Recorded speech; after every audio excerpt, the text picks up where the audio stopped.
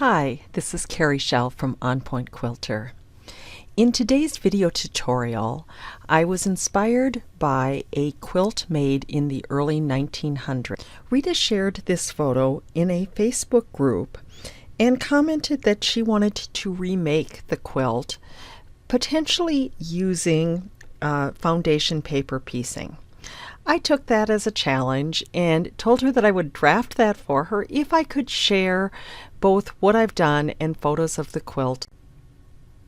When I originally looked at the quilt, I thought that it might need to be created in the applique section of Electric Quilt. But after a little more analysis, I realized I could do a variation in Easy Draw. So to get started, I am going to open Electric Quilt, and then I'm going to go to the Work on Block section, and I will do a block, new block, Easy Draw block. Now, when I looked at the quilt, I noticed that it looked a lot like a double wedding ring with respect to some of the pieces, except there's going to be these 8-pointed stars in the corner.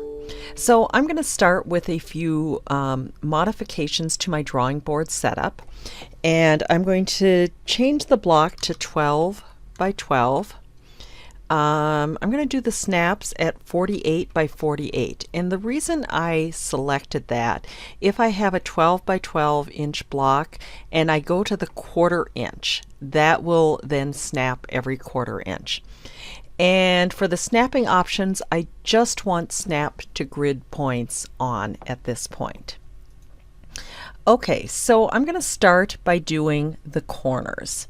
So the corners basically have 8 pointed stars in them. Actually, let me get. And I'm going to use the 3 inches on both sides. And so this might be one place where if I actually turned on the grids, might be easier to see. But I basically created a 3 inch grid in both sides, and then I'm going to split it in half, and I'm going to use the 1 3/4 inch mark, and I'm just going to zoom in so I can see this a little bit better. And I did a little bit of playing, and I realized that if I segregated right here,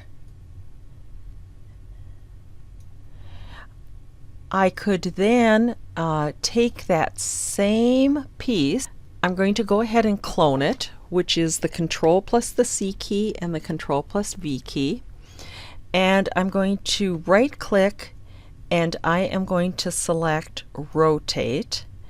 And I want to move it basically 45 degrees or 135, which would be the 45 plus 90 degrees.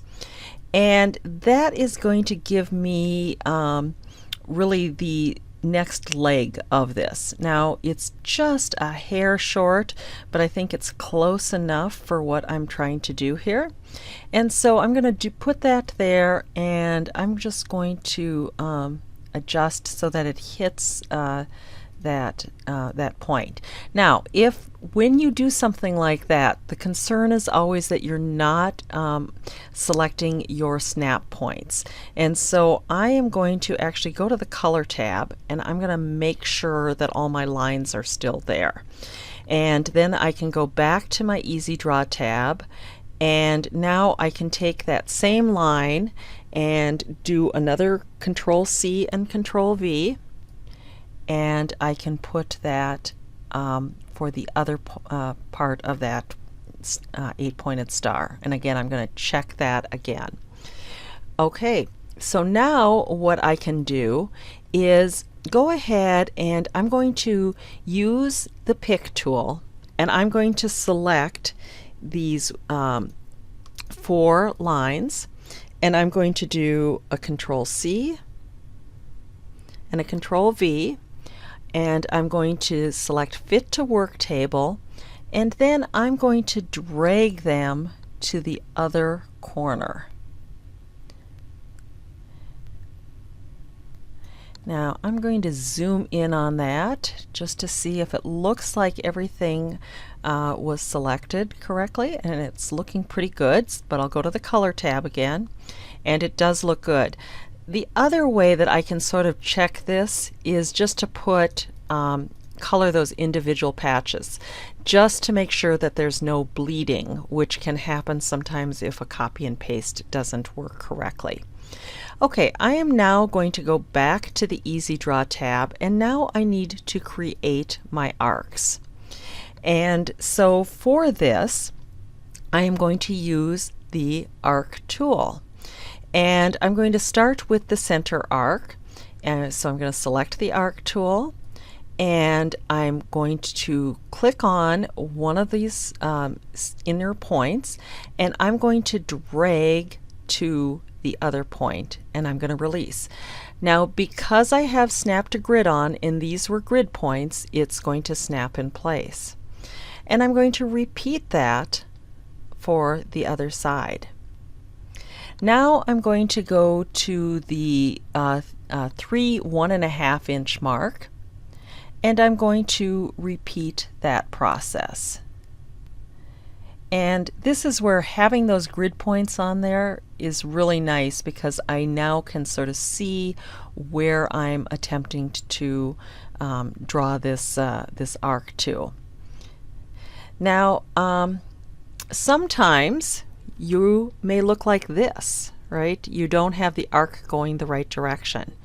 To fix that, if you use the space key on your keyboard, it will change the direction of your arc, and you can pull that in place. And so again, if I start there, I need to move the direction, and I need to move it in place. Now I'm going to look at my color tab. Everything looks like it's drawn okay. Back to Easy Draw. I'm going to add that to the sketchbook before I continue here. Now what I want to do is I want to partition those arcs. So at this point, the snap to grid is probably not the most useful. So I'm going to turn that off, and I'm going to turn on snap to node of drawing. And I'm going to use the shape tool, and I'm going to start with these middle arcs, and I'm going to right click, and I'm going to select Edit. And what I want to do is, first of all, I'm going to partition the center into 8 pieces. So I'm going to move the arrows to 8, and I'm going to select Partition. Now for the other ones, I want to do a stagger, because I want a half of a section on both sides. So I'm going to change the stagger to 8 as well, and select stagger. And then for that long one, I'm going to do a stagger as well. And I can do the other thing with the arcs on the other side. So stagger on the 2 outside, and in the middle, partition. Now what I want to do is go ahead and basically connect the dots. So I'm going to create the segments by doing that. And so I'm going to just draw basically the V's all the way.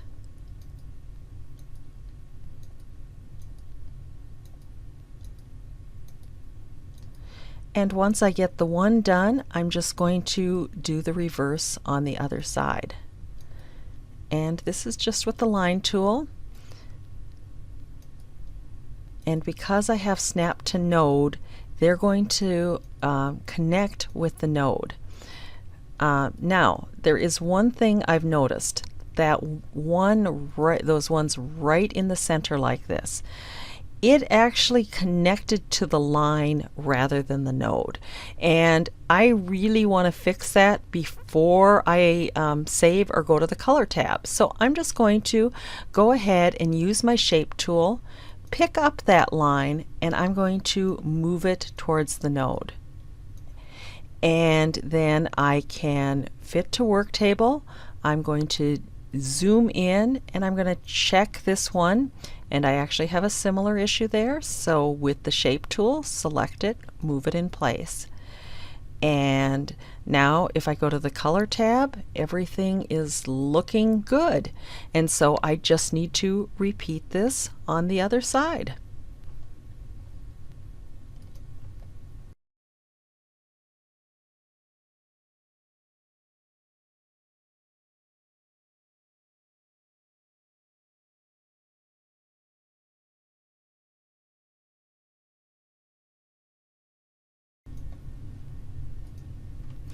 And so now I can go to the color tab and I can color this block.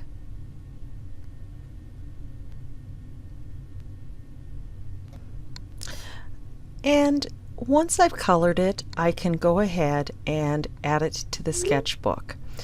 Now, if I wasn't going to paper piece it, I would actually delete these lines around here, and I might delete that line in that square there and just go ahead and use a set inseam for it. But keeping that line in there actually makes it very easy to paper piece. Now, there is another thing just I wanted to cover, and that is actually creating the foundation patterns. So if I do a File, Print, Foundation Pattern, and I think Rita told me this was actually about 9 inches. So I'm going to go ahead and go to my options, and notice I can select any size I want. So I'm going to do 9 by 9. And I'm going to select a mirror image, and I am going to do a preview. Now notice nothing shows up, and that's because if I go to the section tab, because it has curved lines, it can't be automatically numbered for paper piecing, and that's what EQ is telling me right there. So what's important is to go to that section tab and to create your own divisions. So I'm going to say I want to section it myself, and I'm going to start over. And I'm going to select each of the sections. And once I've selected a section, I can select Group.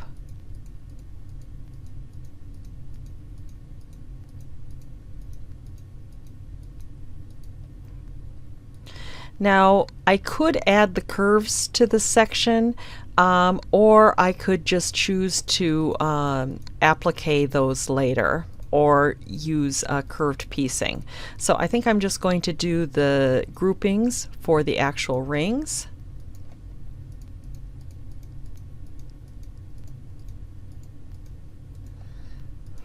And then I'm going to do separate groupings for each of the corners. So once I've got that done, then I can do the numbering. And EQ does give you a sort of a recommendation for numbering, but you can certainly pick your own. And I do a lot of foundation piecing, so I just sort of have my style.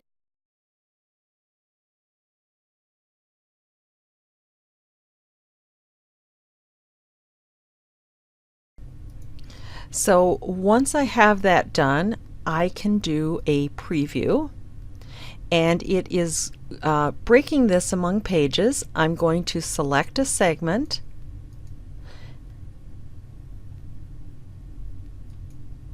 and it's not letting me do that, and I do know what I did wrong.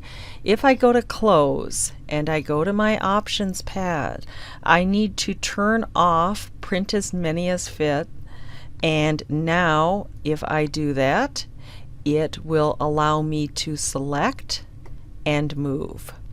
And so I can move these to different pages. So once I have these moved, I can go ahead and print. Now, when I save my file, EQ will save my sectioning and numbering. However, it won't save the movement to the pages. So if you don't want to do that multiple times, you can go ahead and actually print to a PDF writer. Thanks so much for watching. If you would like additional tips and techniques, please subscribe to my weekly newsletter at www.onpointquilter.com. Next week, I will share with you some ideas for setting the pickle dish variation block.